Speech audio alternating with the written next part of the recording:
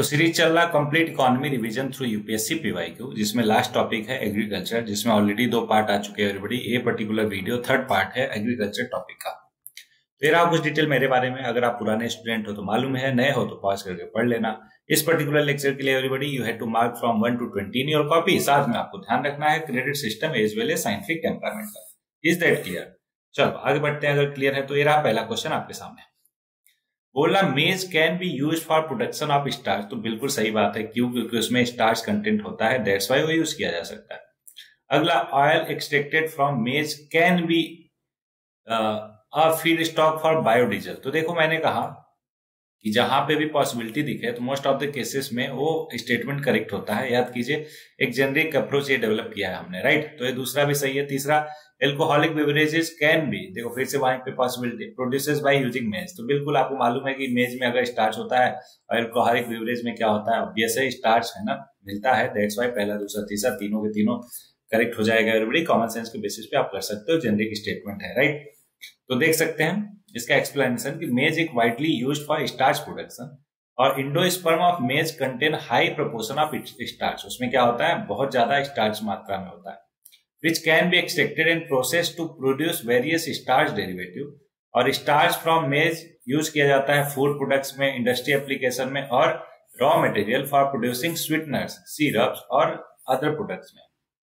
साथ में दूसरा स्टेटमेंट देखिए कि oil can be extracted from maize germs, a component of maize kernels. This oil is rich in unsaturated fatty acid और can be used as a feedstock for biodiesel production. Biodiesel एक renewable and environmental friendly alternative है किसका, conventional diesel fuel के लिए। And using maize oil as a feedstock contribute to the diversification of biodiesel sources.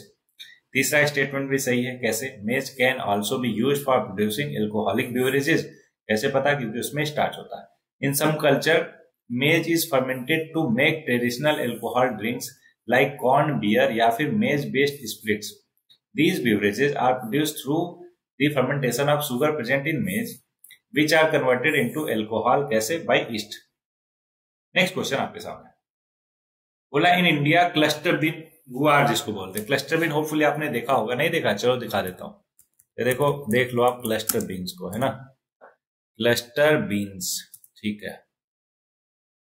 ये देखो दिख रहा है क्या आपको? इसको क्लस्टर बीन्स बोलते हैं। क्या बोलते हैं एवरीबॉडी? Cluster bean. होपफुली आपको एकदम क्लियर होगा क्या है ये, क्लस्टर बीन्स है। क्लियर है क्या आपको? गुड। आ जाओ आप क्वेश्चन पे कि traditionally use as a vegetable या फिर animal food but recently its cultivation has assumed significance. ऐसा क्यों?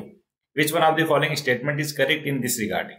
तो इसका देखो, इसका जो क्लस्टर बीन है एवरीबॉडी, इसका बहुत जगह पे एप्लीकेशन है, लेकिन इसका सिग्निफिकेंस इस वजह से बहुत ज्यादा बढ़ गया ना, क्योंकि इसका जो गम है, gum made from its seed is used in the extraction of shale gas. इसमें इस्तेमाल होने लगा, दैट्स व्हाई इसका सिग्निफिकेंस बहुत बढ़ गया। बाकी डिटेल में देखते हैं, डोंट वरी। कि gum derived from cluster bean seeds is utilised in the cell extraction process.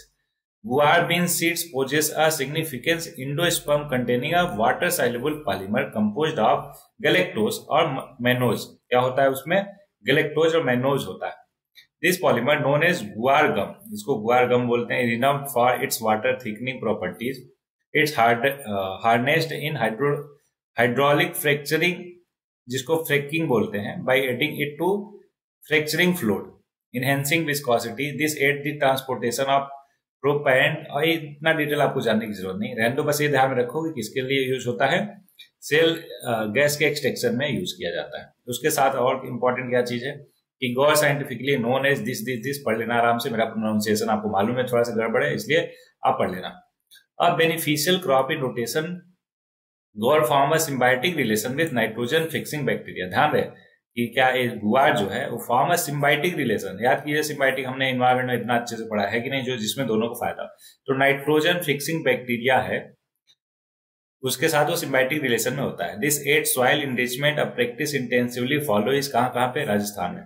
Replacing nutrients before subsequent crops. Climate की बात करें, गुआर के बारे में है, आप पढ़ सकते हो इसको डिटेल में, है ना। थोड़ा सा पुराना क्वेश्चन है इसलिए हम ज्यादा जा नहीं रहे डिटेल में। और डाइवर्स यूटिलाइजेशन कहाँ पे यूटिलाइज हो जाता है, ये देखो गुआर गम में बता दिया। फूड में कैसे?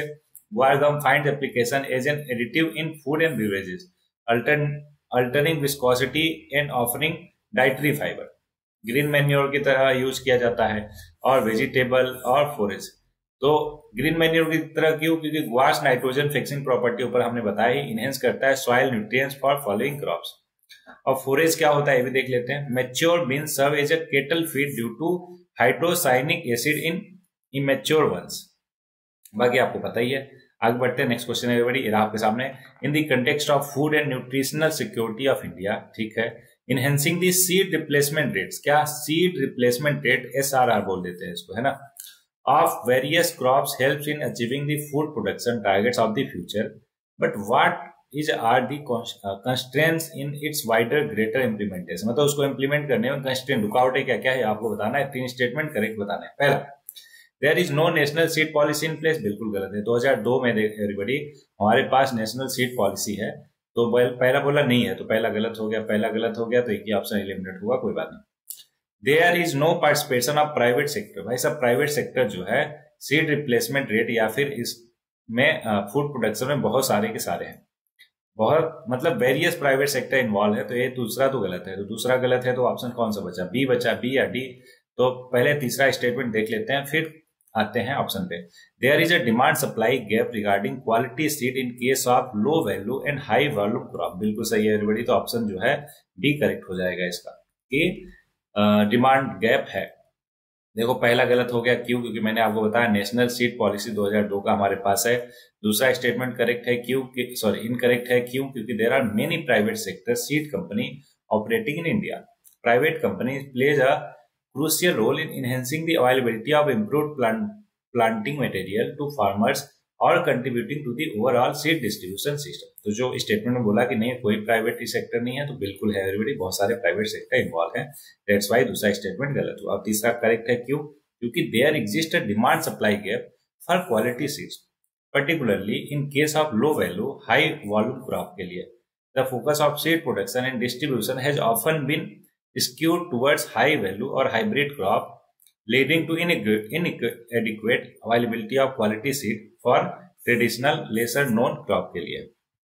नेक्स्ट क्वेश्चन आपके सामने बोला कि what are the benefit of implementing the integrated watershed development programme. क्या integrated watershed development programme, उसका क्या बेनिफिट आपको बताना है। 4 स्टेटमेंट देखते हैं।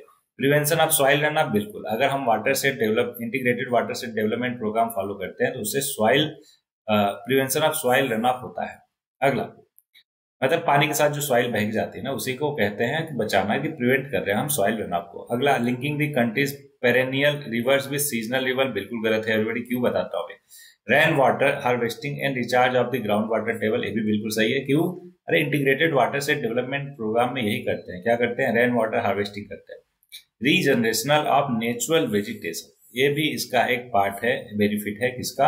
इंटीग्रेटेड वाटर सेट डेवलपमेंट का। अभी डिटेल देखते हैं डॉट पे। पहले ऑप्शन में देखो, पहला, तीसरा और चौथा करेक्ट होगा, ऑप्शन सी होगा, ठीक है।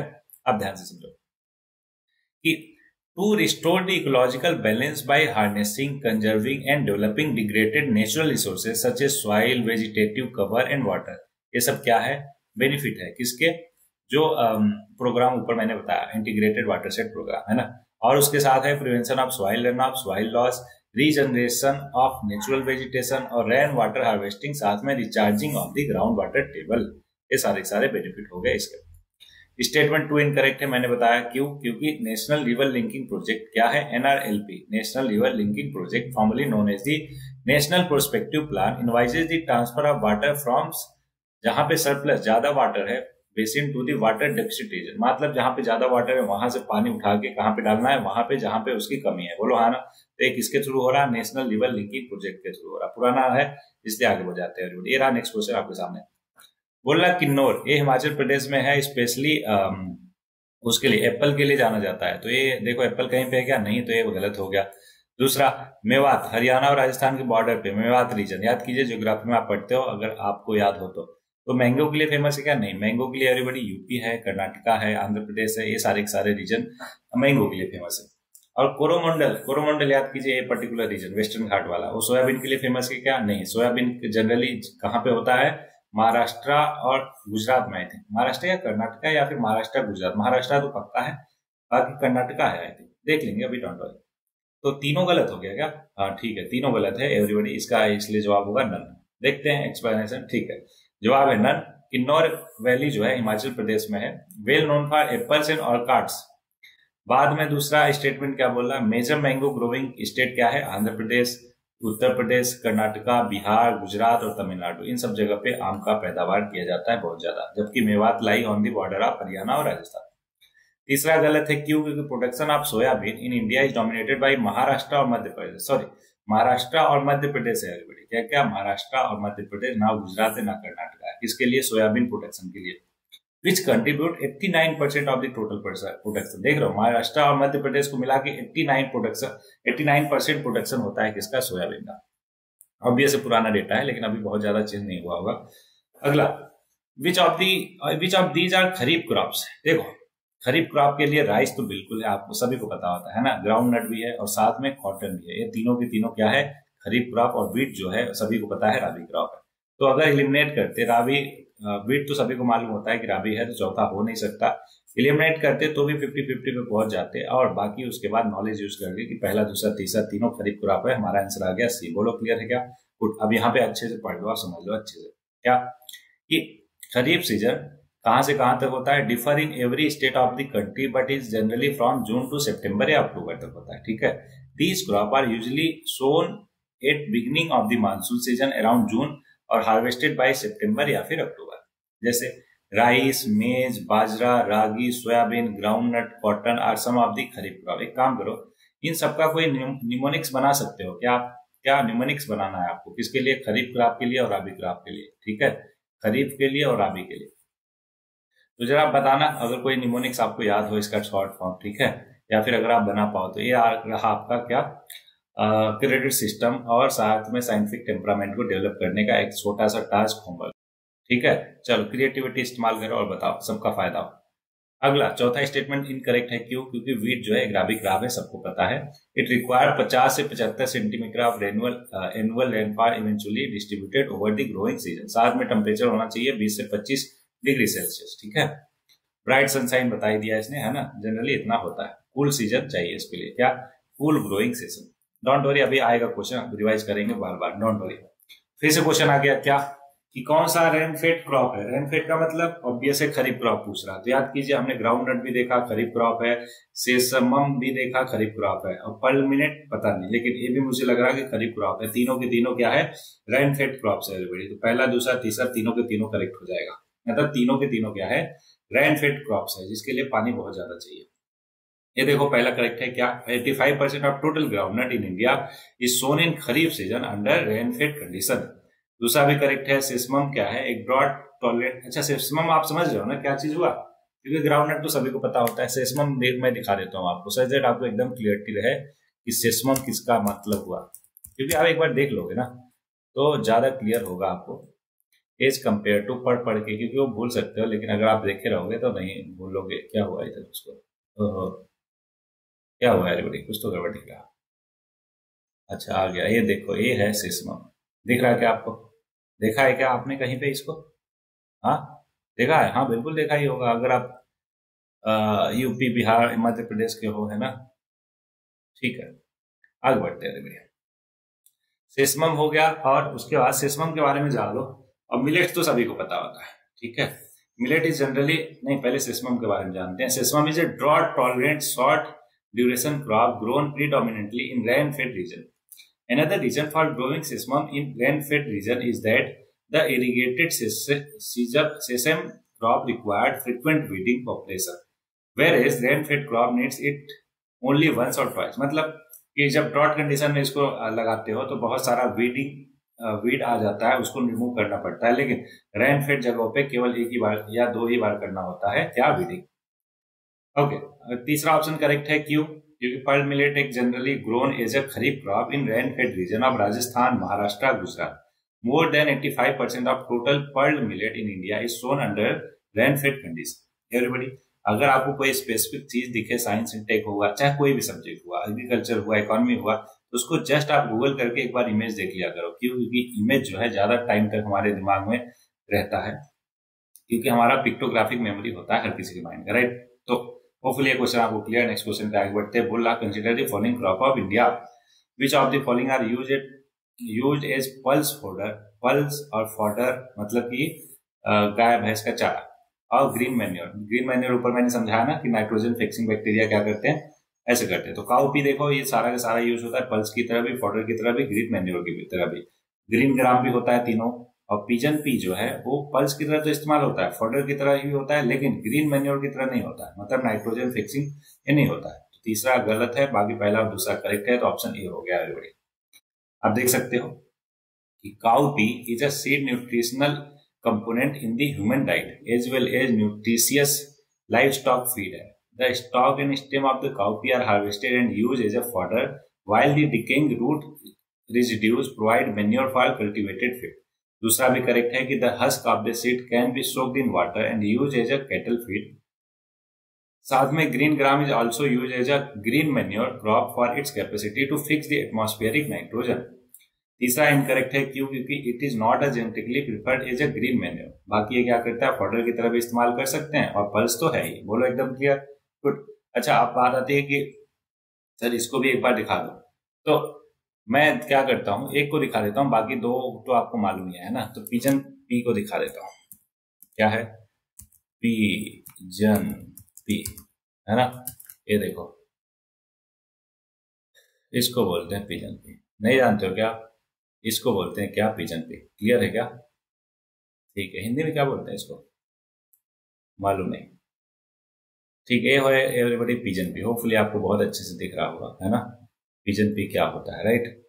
चलो बाकी भी देख ही लेते हैं। अब अगर देख रहे हैं तो क्या क्या है, काउ पी है और ग्रीन ग्राम। ग्रीन ग्राम तो सबको पता होता है, तो पहले ग्रीन ग्राम ही दिखा देते हैं आपको, ठीक है। ग्रीन ग्राम, ग्रीन ग्राम, ये देखो ये है ग्रीन ग्राम। इसको क्या बोलते हैं, मूंगफली वाली दाल, है ना, मूंगफली दाल, ऐसा समथिंग बोलते हैं क्या, आप क्या बोलते हो इसको जरा बताना। और क्या था, काउपी, काउपी, काउपी, काउपी था ना, हाँ वही तो था, काउपी, ठीक है। ये देखो इसको बोलते हैं काउपी, ठीक है। होपफुली आपको तीनों के तीनों एकदम क्लियर होगा। ओके, चलो आगे बढ़ते हैं फिर। नेक्स्ट क्वेश्चन आपके सामने, विच one of the following is the chief characteristic of mix farming. Mix farming क्या होता है एवरीबॉडी, जब आप फार्मिंग के साथ साथ, खेती के साथ साथ, खेती बाड़ी के साथ साथ क्या करते हो, आप रियरिंग ऑफ एनिमल भी यूज करते हो, तो उसको क्या कहते हैं, मिक्स फार्मिंग कहते हैं। कल्टीवेशन ऑफ बोथ कैश और खरीफ और फूड क्रॉप नहीं, कल्टीवेशन ऑफ 2 और मोर क्रॉप नहीं, ये तो क्या हो गया, इंटरक्रॉपिंग हो गया। अगला रियरिंग ऑफ एनिमल और कल्टीवेशन ऑफ क्रॉप टुगेदर, बिल्कुल सही है, तो ऑप्शन सी हो गया। बेसिक चीज है एवरीबॉडी, आपको मालूम नहीं है। आगे बढ़ जाते हैं। नेक्स्ट क्वेश्चन है, among the following state which one has the most suitable climatic condition for cultivation of large variety of orchids with minimal cost of production and can develop an export oriented industry in this field। 2011 का question है, correct answer है everybody Arunachal Pradesh. यहाँ पे लगभग 90% I think orchids produce किए जाते हैं, देख सकते हैं कहीं पे तो डेटा होगा कितना, 70 से 80% ड्यूरिंग दी डेटा है, क्या है, नहीं नहीं नहीं ये नहीं है, रुक जाओ। ऑर्किड इज अ डाइवर्स और wide spread family of flowering plants. Orchids आपको मालूम है ना, हिंदी वालों को थोड़ा सा दिक्कत हो सकता है, अगर कहीं पे भी दिक्कत हो आपको मालूम है क्या करना है, जस्ट गूगल करना है, ठीक है। ऑर्किड्स, एक मिनट फिर से करते हैं, ऑर्किड्स, ये देख रहा है आपको ना, ऑर्किड्स प्लांट्स, हाँ तो ये है ऑर्किड्स। क्लियर है क्या, देखो कितना खूबसूरत है, राइट। तो जो हमारा अरुणाचल प्रदेश है वो कितना है, वो सबसे ज्यादा वहां पे होता है, with bloom that are often colourful and fragrant, हमने देख ही लिया, ठीक है। फ्लावरिंग प्लांट है। The temperature range suitable for the most of those orchids are कितना, 65 to 85 फ़ारेनहाइट है, ध्यान रखिएगा। For satisfactory growth of orchid atmospheric humidity should not be, चाहो तो आप पढ़ सकते हो, बहुत ज्यादा जरूरी नहीं है, लेकिन ये ध्यान रहे कि Arunachal Pradesh is so much favourable that the state holds about 60%, sorry 90% मैंने बोला था, माफ कीजिएगा, 60% of Indian variety of orchids. Till today, about 605 species of orchids of Arunachal Pradesh have been identified and the work is in the progress.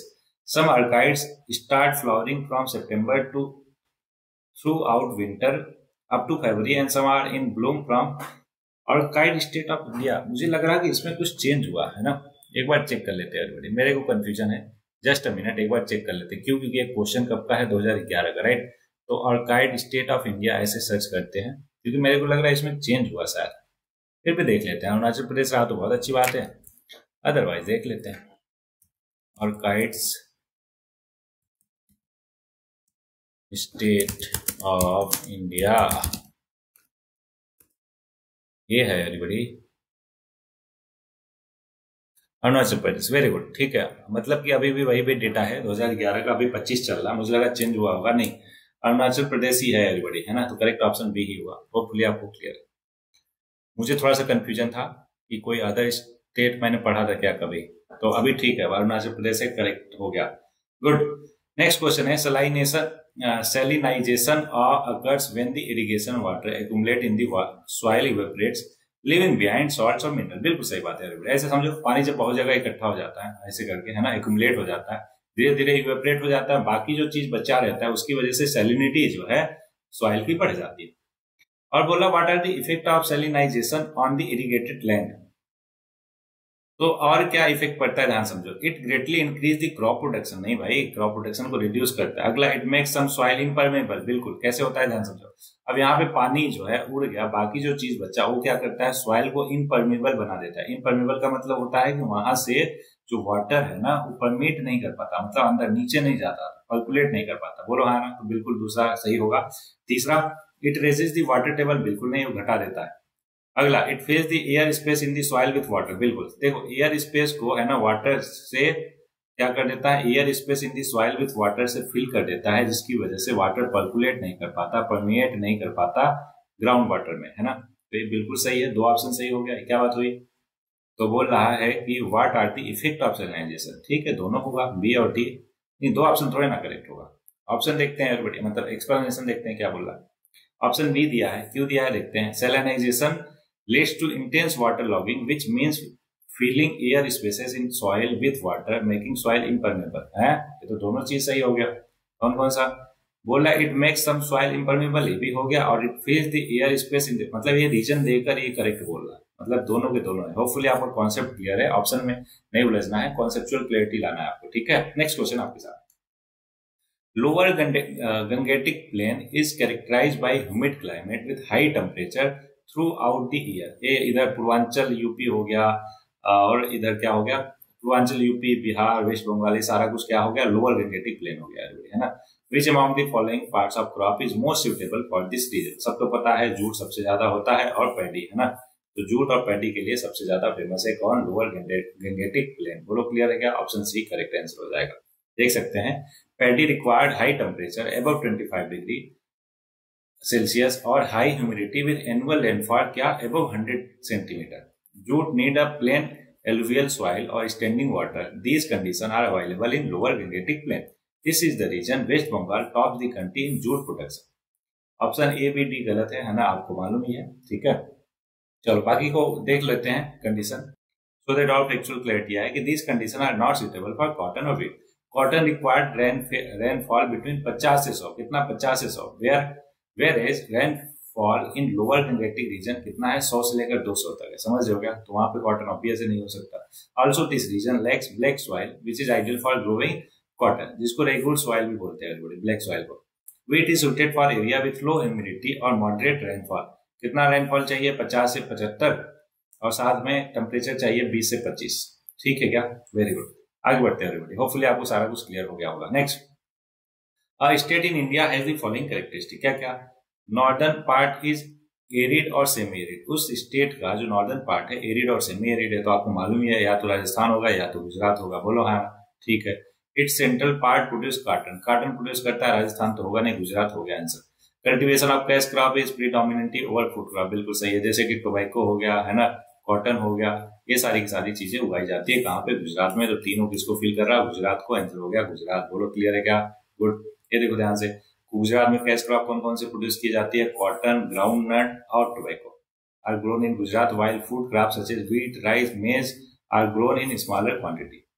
और detail clear करते हैं facts कि northern part of Gujarat is semi arid, पता ही हमें, है ना। Desert lie in the north west of the state. The central part of Gujarat produce cotton. Gujarat is largest producer of cotton in India. Cultivation of cash crop predominantly over food crop, पता ही हमें, सारा कुछ देख लिया। नेक्स्ट क्वेश्चन आपके सामने, बोला approximate representation of land use classification in India 2010 का है, लगभग अभी भी मोर और लेस सेम है। क्या है समझो ध्यान से। फॉरेस्ट 29% है क्या? नहीं। 17% है तो बहुत कम हो गया। 33% आइडियल हो गया, अभी तक अचीव नहीं किया, करेक्ट है 23। तो नेट सोन एरिया है 47, फॉरेस्ट है 23 और अदर एरिया है 30%। ये देख सकते हैं आप। अब 9 classification of land use in India है, कितना? 9 क्लासिफिकेशन। अब इन 9 फोल्ड क्लासिफिकेशन को हमें पढ़ना है। उससे पहले समझ लो नेट सोन एरिया कितना है 47% और 23 और बाकी देख लिया हमने, ठीक है। अदर एरिया में क्या क्या इंक्लूड होता है? Non agriculture land constitute approximately 30% of total land. अब ये टोटल 9 फोल्ड क्लासिफिकेशन क्या है ध्यान समझो। एक है फॉरेस्ट, इसको कब बोलते हैं कि this category encompasses all land designated as forest by legal enactment और administered as forest where state owned या फिर private wooded or potential forest land. It include the area of crops and grazing lands within the forest, उसको भी include करता है, ठीक है। Area under non agriculture uses, barren and unculturable land, साथ में परमानेंट पोस्टर और ग्रेजिंग लैंड। इस तरीके से टोटल 9 फोल्ड में हमने डिवाइड किया है पूरा लैंड एरिया को। बोलो है ना, चाहो तो आप पढ़ सकते हो। नेक्स्ट क्वेश्चन पे आगे बढ़ते हैं। बड़ी बोल रहा qualities of an area in India is follow. क्या क्या है? हॉट और मॉइस्ट कंडीशन है, ठीक है। 200 सेंटीमीटर एनुअल रेनफॉल है, रेनफॉल है कितना? 200 सेंटीमीटर, बहुत ज्यादा है, ठीक है। Mountain slope of height up to 1100 metre है, ठीक है। माउंटेन स्लोप है, हाइट इतना है। 15 degree Celsius to 30 degree Celsius range of annual temperature. Which of the following produce you will find more suitable to grow in there? Mustard नहीं, क्योंकि इसको गेहूं के साथ है ना, व्हीट के साथ उगाते हैं, तो मस्टर्ड तो नहीं होगा। कॉटन अभी हमने देखा क्या चाहिए, 100 नहीं चाहिए, 200 नहीं चाहिए होता है, पर 100 से लेकर 150 सेंटीमीटर तक चाहिए होता है। और साथ में माउंटेनियस पे नहीं करते। ब्लैक पेपर बिल्कुल सही बात है, ये हो सकता है। और वर्जीनिया टोबैको नहीं, क्योंकि अभी हमने देखा गुजरात में टोबैको उगाते हैं और वहां पे ऐसे एरिया जो है नहीं है। तो ब्लैक पेपर जो है एवरीबॉडी, ये पूरा का पूरा जो डिस्क्रिप्शन है ना तीनों चारों स्टेटमेंट में, ये वेस्टर्न घाट का स्टेटमेंट है। आप देख रहे हो क्या, स्लोप भी है और रेनफॉल बहुत ज्यादा है और हॉट और मॉइस्ट कंडीशन क्लाइमेट है। तो वेस्टर्न घाट का एरिया को एक्सप्लेन कर रहा। वेस्टर्न घाट में क्या उगाया जाता है? Black pepper. वैसे भी अगर आपको ना मालूम भी होता ना तो बाकी को एलिमिनेट करके आप ऑप्शन सी पे पहुंच सकते थे। होपफुली आपको बहुत ही अच्छे से कॉन्सेप्चुअल क्लैरिटी होगा। आप देख सकते हो कि सब mountainous tracts of western Ghat is ideal for its cultivation. किसके? ब्लैक पेपर के लिए। बोलो हाँ, ठीक है। Black pepper is plant is a humid tropic requiring high rainfall or humidity. The hot and humid climate of sub-mountainous tracts of Western Ghat is ideal for its cultivation. A well-distributed annual rainfall कितना 125 से 200 centimetre is considered ideal for black pepper, but in Western Ghat it reaches behind 200 centimetre. Black pepper the crop tolerate temperature between 10 से लेकर 40 तक। तो ideal temperature कितना होना चाहिए? 23 से 32 with an average 28 degree Celsius. और black pepper can be grown in wide range of soils with pH of कितना? 5.5 से लेकर 6.5 तक, ठीक है। और जनरली रेड लेटराइट सॉइल में है ना इसको उगाया जाता है। अब बात करते हैं बाकियों के लिए फेवरेबल कंडीशन क्या है। देखो मस्टर्ड के लिए इट इज सब ट्रॉपिकल क्रॉप कल्टिवेटेड ड्यूरिंग राबी सीजन, पता ही आपको, वेट के साथ इन नॉर्थ वेस्टर्न और central part of India. Slightly high temperature above 28 degree Celsius is required for the germination. Low temperature is required for its growth. It is grown low rainfall area. It required about 30 लेकर 40 centimetre water. देख रहे हो कितना कम चाहिए इसको। वहीं पे tobacco की बात करें तो 50 से 100 सेंटीमीटर रेनफॉल चाहिए। Which should be well distributed throughout growing period. Areas having a rainfall of more than 125 centimetre are not fit for tobacco production. अच्छा, ये सबका मैं लिस्ट एक प्रोवाइड कर दूंगा, डोंट वरी, उसमें आप सब देख लोगे कि किसका क्या कंडीशन होना चाहिए। मैंने बोला ना कि कैश क्रॉप का तो आप बिल्कुल याद ही रख लो, ठीक है, कि क्या क्या कंडीशन होता है। एवरीबॉडी अगला क्वेश्चन। दो coffee and tea both are cultivated on hill slope, there is some difference between them regarding their cultivation, ठीक है। In this context consider the following statement. Okay, दो स्टेटमेंट है, करेक्ट हमें बताना। पहला बोला coffee plant required a hot और humid climate of tropic area, whereas tea can be cultivated in both tropical और सब ट्रॉपिकल एरिया। बिल्कुल, अभी हमने देखा था आंध्र प्रदेश में भी होता है और केरला में भी होता है, और साथ में उधर वेस्ट बंगाल, दार्जिलिंग है ना, आसाम, इन सब जगह पे होता है। मतलब ट्रॉपिकल सब ट्रॉपिकल दोनों जगह पे मिलता है। कौन बोलते हैं? टी को, है ना। तो इसलिए पहला करेक्ट हो गया। दूसरा, coffee is propagated by seeds but T is propagated by stem cutting only. नहीं एवरीबॉडी, क्राफ्टिंग से भी कॉफी को भी कर सकते हैं और ट्री नहीं नहीं हाँ कॉफी को कर सकते हैं, बोला जस्ट बाय सीड से कर सकते हैं, नहीं क्राफ्टिंग से भी कर सकते हैं और स्टेम कटिंग से भी कॉफी को कर सकते हैं, इसलिए दूसरा गलत, पहला सही ऑप्शन ए हो गया करेक्ट आंसर। एक्सप्लेनेशन देखते हैं। पहला तो आपको बहुत अच्छे से क्लियर है कि coffee plant required a hot और humid climate of tropical areas whereas tea can be cultivated in both tropical और सब ट्रॉपिकल एरियाज। बता दिया एग्जाम्पल के साथ, है ना। तो दूसरा इनकरेक्ट क्यों है, ध्यान समझो। Coffee is generally propagated by seeds at budding, grafting और cutting have been used for the propagation of coffee. Similarly, tea can be propagated by seeds and by cutting. Hence, it is not correct that tea is propagated by stem cutting only.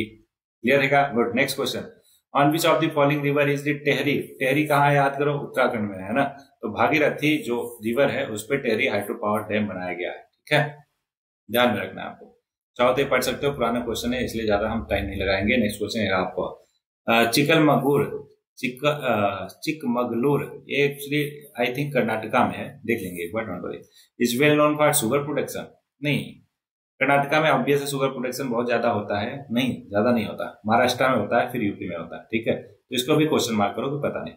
Mandya is well known as a coffee producing region, ये भी कर्नाटका में है लेकिन coffee producing reason है कि नहीं मालूम नहीं, देख लेते हैं इसका एक्सप्लेनेशन एवरीबडी, क्योंकि दोनों है ना अननोन है, तो दोनों के दोनों गलत है। क्यों एवरीबडी? चिकमगलूर जो है फेमस है किसके लिए? कॉफी प्रोडक्शन के लिए, and is often referred as the coffee land of Karnataka. क्या? कॉफी लैंड ऑफ कर्नाटका, तो ध्यान रखिएगा। क्या? चिकमगलूर किसके लिए फेमस है? कॉफी प्रोडक्शन के लिए, known as coffee land of Karnataka. वहीं पे दूसरा देखा जाए तो Mandya is famous for sugar और paper production and it is the sugar city in Karnataka, और बेलागावी जो है वो sugar district in of Karnataka है। होपफुली ये सारे के सारे फैक्ट्स आपको ध्यान रहे आगे के लिए।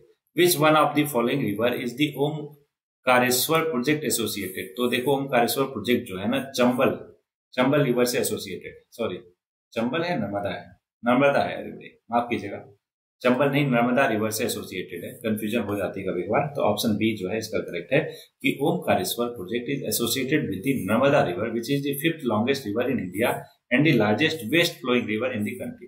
The project involve building a concrete gravity dam on the Narmada River near Mandhata in Madhya Pradesh. The dam has an installed capacity of 500। इतना तो अभी बढ़ गया होगा, चेंज हो गया होगा क्योंकि 2008 की बात है, समझ रहे हो क्या? तो इसको रहने देते हैं, चाहो तो आप पढ़ सकते हो, पुराना है इसलिए मैं इतना जोर नहीं डाला। नेक्स्ट क्वेश्चन आपके सामने। Where are Tapovan? तपोवन से आपको मालूम है क्या? उत्तराखंड की बात हो रही है। और Vishnugad hydroelectric project located Uttarakhand, क्या? ऑप्शन सी करेक्ट हो गया, बोलो क्लियर है क्या? ठीक है, तो Tapovan Vishnugarh hydro electric power plant is 520 megawatt run of river project being constructed on Dhauli Ganga river in Chamoli district of Uttarakhand. बस इतना इंफॉर्मेशन ध्यान रखना है। क्या? धौली गंगा रिवर है और चमोली डिस्ट्रिक्ट है, और कहाँ पे हो रहा है? उत्तराखंड में, ठीक है। अब बाकी उसके साथ इंपॉर्टेंट फैक्ट्स है। क्या? विष्णुगढ़ पीपल कोटी हाइड्रो इलेक्ट्रिक प्रोजेक्ट एक अनदर हाइड्रो इलेक्ट्रिक प्रोजेक्ट है जो कि डेवलप किया जा रहा है THDC India limited on Alaknanda river in Chamoli district of Uttarakhand, ठीक है। ये क्या पुराना स्टेटमेंट है ना, क्वेश्चन कब का है? 2008 का। चाहो तो इसको पढ़ सकते हो, बड़ी पुराना है इसलिए उतना जोर नहीं डाल ले, तो ये देखकर बस इतना ही क्वेश्चन था इसमें। होपफुली हर एक क्वेश्चन आपको बहुत अच्छे से क्लियर होगा। तो जैसा कि लास्ट में 2 लाइन रहता है आपको मोटिवेटेड रखने के लिए, साथ में इस पर्पज से कि हाँ कल को आप मेंस लिखोगे तो ये सारे के सारे कोड वहां पे यूज करोगे, ठीक है। तो आज के लिए है, देखो पेन जो है ना, pain is temporary but quitting last for ever. मतलब अगर आप दर्द में हो, चलो आज हो कल ठीक हो जाएगा, समझ रहे हो क्या? लेकिन अगर आप क्विट करते हो, किसी चीज पे गिव अप करते हो, छोड़ते हो अपने ड्रीम को, अपने पर्पस को, तो उसका रिग्रेट आपको लास्ट फॉर एवर रहेगा, जिंदगी भर रहेगा। इसलिए इसका आप ध्यान रखना है, ठीक है। तो इन्हीं शब्दों के साथ इस पर्टिकुलर लेक्चर में इतना ही एवरीवन। मिलते हैं नए लेक्चर में, तब तक के लिए पढ़ते रहिए, आगे बढ़ते रहिए, और पेन को टेम्परेरी रखो लेकिन क्विटिंग को लास्ट फॉर एवर मत रहने दो। क्यों? क्योंकि क्विट करना है कि नहीं सोच के रखो।